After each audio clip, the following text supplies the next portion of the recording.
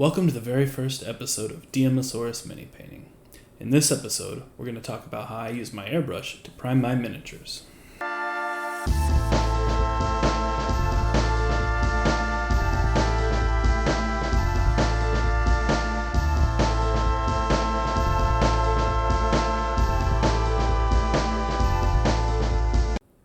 Today, I'm going to be priming 4 types of miniatures: a Reaper Bones and Bones Black model, a pewter model from Reaper, as well as a plastic model from the Marvel Crisis Protocol game. This list is not exhaustive of the types of miniatures there are, but I would use these techniques on any others as well.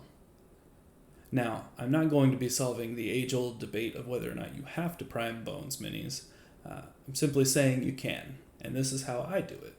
One final thing to note is that all these models were washed with soap and water to prepare them for priming. The first thing we're going to want to do is lay down something to protect our workspace. This isn't the most important thing, and you can definitely see where I haven't used one in the past. I'm also putting down the Lazy Susan here as an attempt to make priming some of my stuff easier, but as you'll see later on, this didn't end up actually working that well.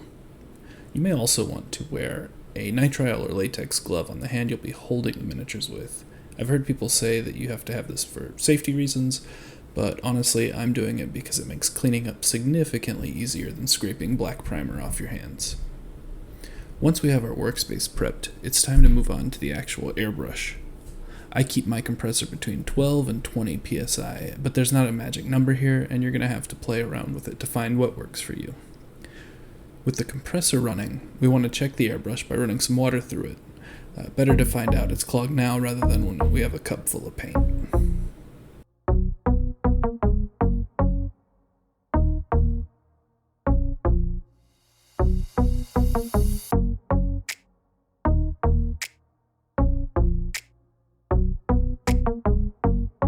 With that out of the way, we're ready to get going with our airbrush. Here I'm putting Vallejo's black primer in the cup. I put a few decent sized squirts of paint in the cup since I'm going to be priming a fair number of minis.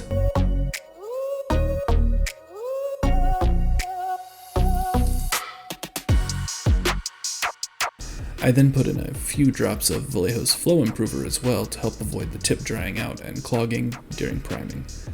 The bottle recommends 1 to 2 drops per 10 drops of paint, but I find that as long as you're around that ratio, it'll be fine. Now, take a brush you really don't care about because it's next to impossible to not get paint in the ferrule here, and mix that up real good. As a last step to get everything good and mixed, I do a little backflow mixing by blocking the tip with my hand and letting it bubble up. If you're nervous about this step at all, you can go ahead and skip it since there's always a risk of bending the needle here. Now, before we start putting paint on the model, we want to make sure everything is flowing correctly. This is where that piece of paper from earlier comes in handy. I spray a little out here, see that it's not flowing as expected, and clear some paint from the tip before I get a flow I'm happy with. If you've taken good care of your airbrush, you probably won't have this happen. My poor master's airbrush has seen better days. Now we're ready to put some paint on our mini. For the base coat, we want to make sure we get 100% coverage, so don't be afraid to flip the model over every which way while you're doing this. Take your time to get this first coat on nice and good since it'll be the basis for everything that comes after. Similar to rattle cans, you do want to make sure that you keep moving and don't just spray in one spot. Once we've got this mini fully covered, we're going to go ahead and do the same thing for all the others.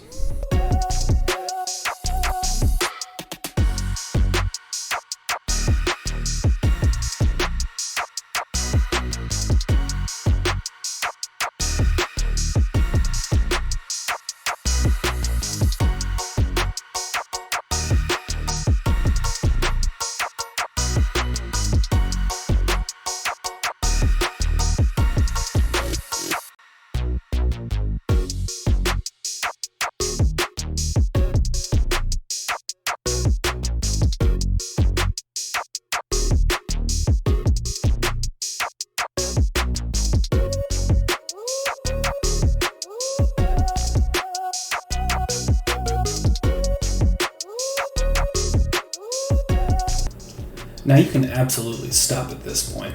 These minis are primed and ready to be painted.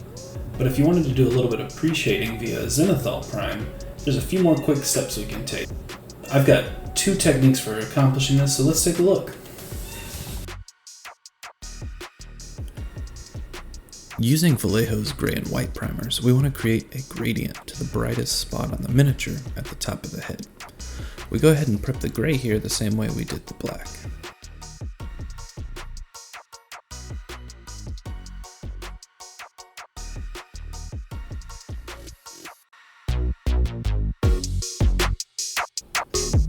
When we spray this coat, we want to maintain a 45-degree angle all the way around the mini. This will preserve the black coat in the lower areas, keeping them darker.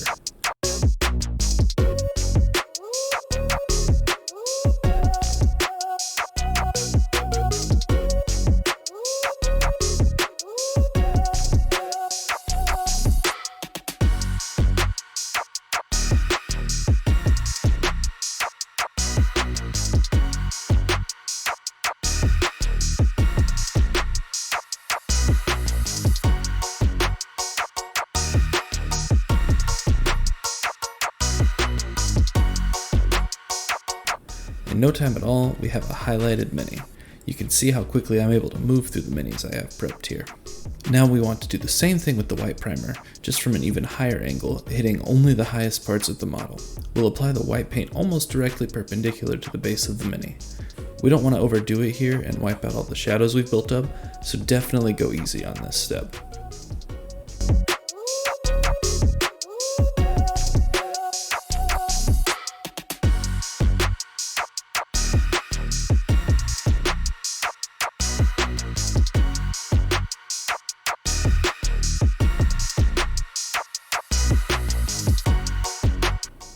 And that's it, you've applied a Zenithal Prime to all your minis.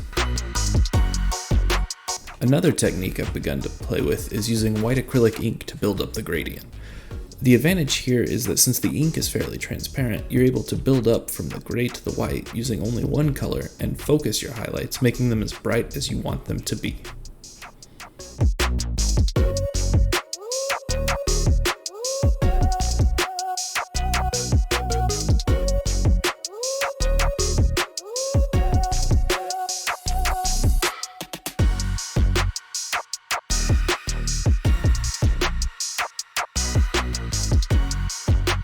One thing that does come into play here with using inks is that they dry very glossy. Now this would be great if we wanted to put a wash over them, but what we really want here is for our base coat to stick to it.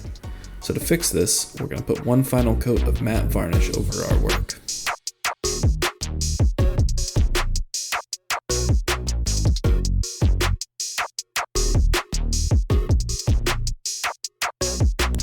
With that, we're all primed up and ready to go.